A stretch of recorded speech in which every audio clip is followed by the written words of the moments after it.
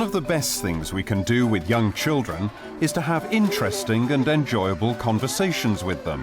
Morning, Charlie. Are you all right? Some settings, like the Hall, a private, voluntary, independent setting in Rotherham, have been sensitised to improving communication through a programme called Every Child a Talker, ECAT. He gets up in the morning and when I go to nursery, he forgets to open the curtains. Developing speech and language has made me really think about the hotspots in nursery where talk happens.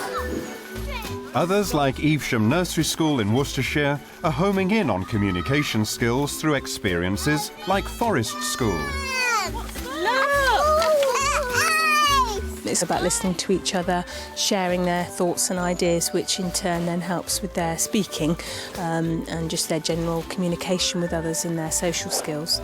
And at Clifton Children's Centre in Hull, where many of the children come into the setting speaking Polish, developing communication is central to all of their achievements. Every decision we make is about getting the very best possible deal for the children that come to Clifton. So becoming part of the ECAT project tied in with that philosophy, because communication is very much at the heart of working with very young children. Oh, that is beautiful, Sharisa. We were asked to take part in the ECAT project, went to a meeting at the local authority, took 2 practitioners with me who came back and were very excited and wanted to take it forward. Part of the ECAT programme encourages child-led activities so that practitioners can respond to early language. We do a lot of sort of work with the babies for communication with anything from eye contact. Yeah, as long as they are giving you something back. Thank you, good boy. It's a small one, thank you.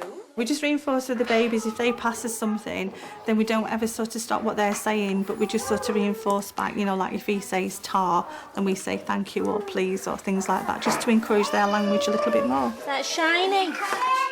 We've looked at ways of how the babies can communicate, and we've found that sitting them opposite one another, they actually communicate through that with the eye contact, and then they start babbling, and then you find that the other one babbles back, so there is the communication there.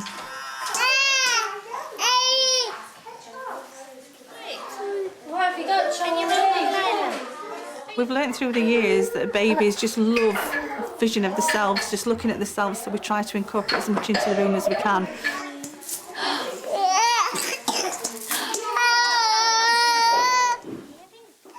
In every area we try to put a mirror in just so it can sort of reflect their facial expressions.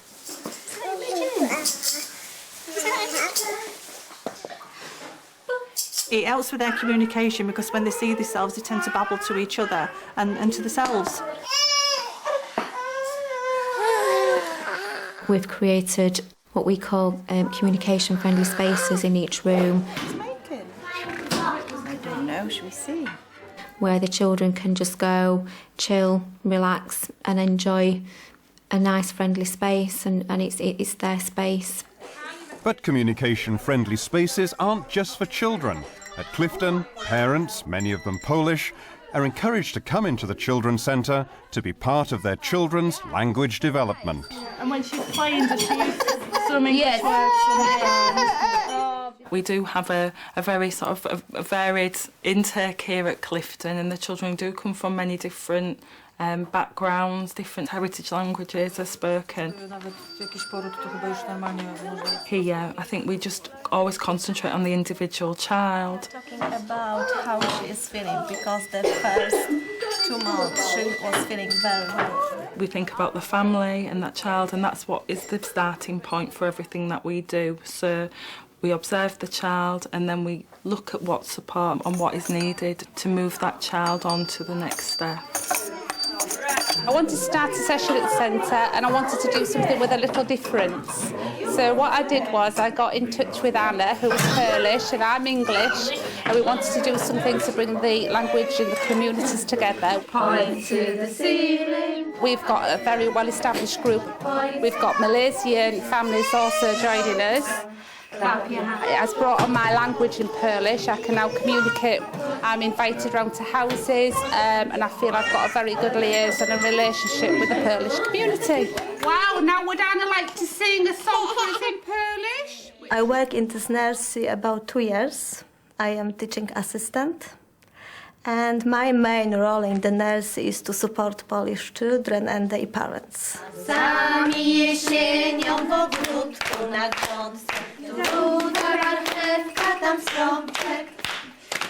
I am interpreter for Polish family and for the staff.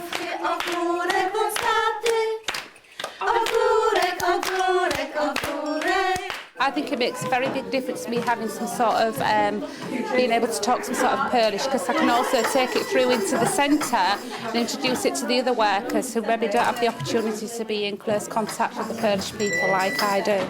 Oczy ma jak 5 złotych.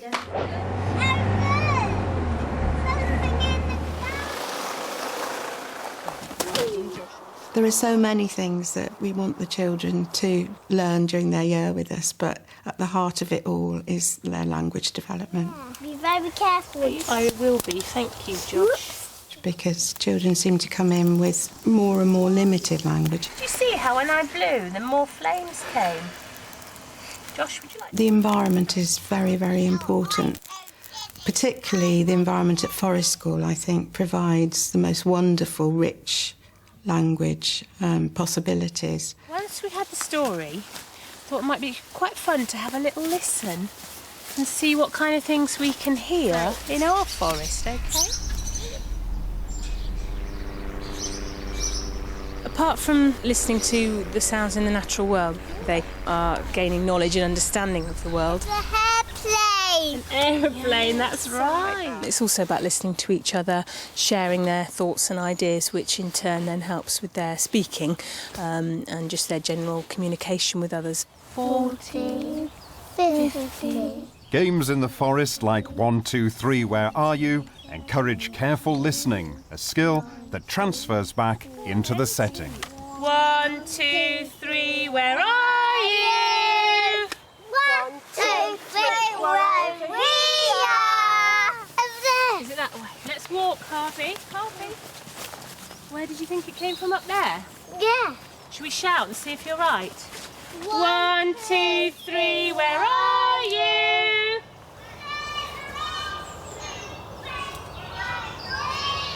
Were they up there?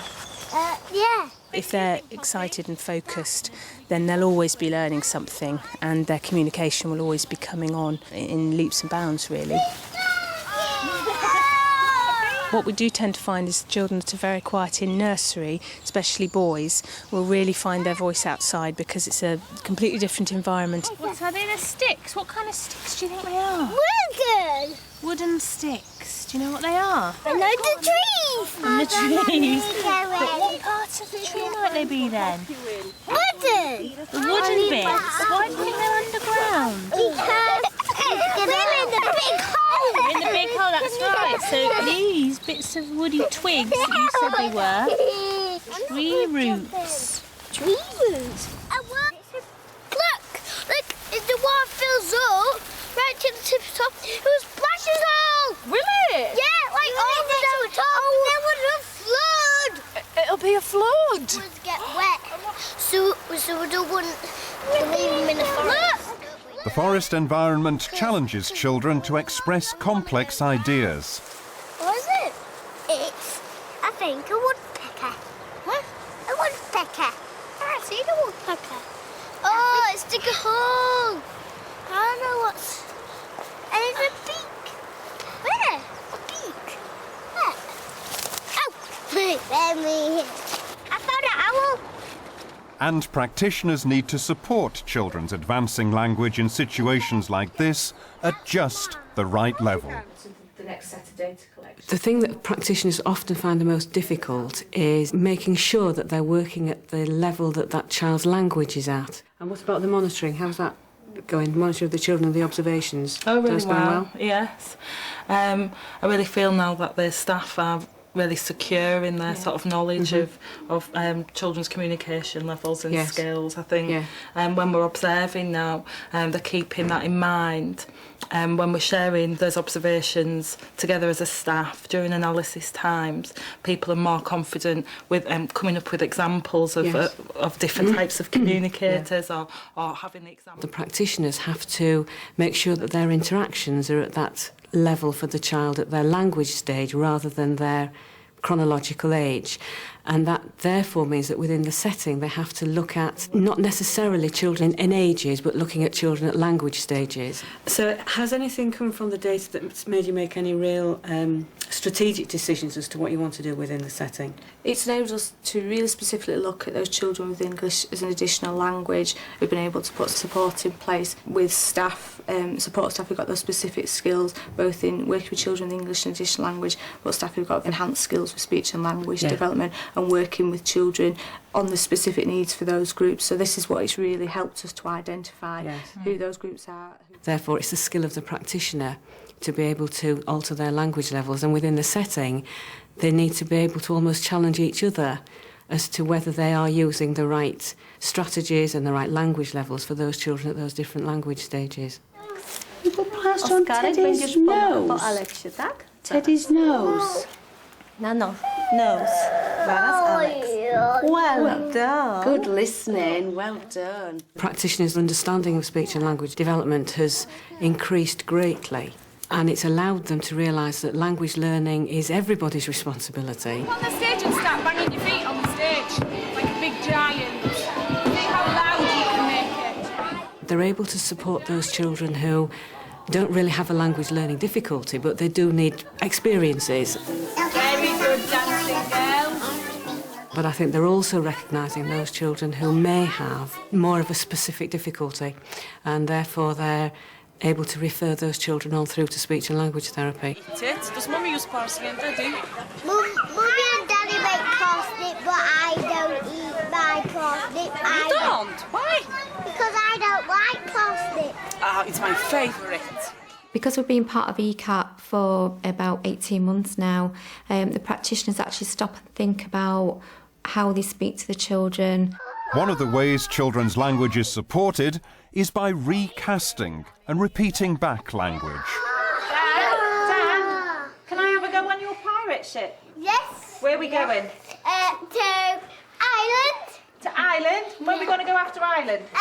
To the North Pole. To the North Pole. We identified that a lot of it used to be more direct to the children, more do this, do that, and now we ask them what they think, what they want to do, and give them open-ended questions. Where do they go?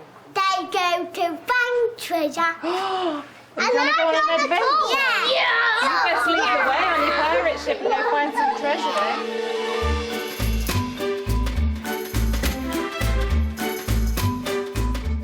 Look at individual children, think about your staff, make sure that they're equipped with the right skills so that they're aware of early communication, that they're aware of what good quality interactions are. I think they're the key things. If you start with the individual and the rest sort of comes out.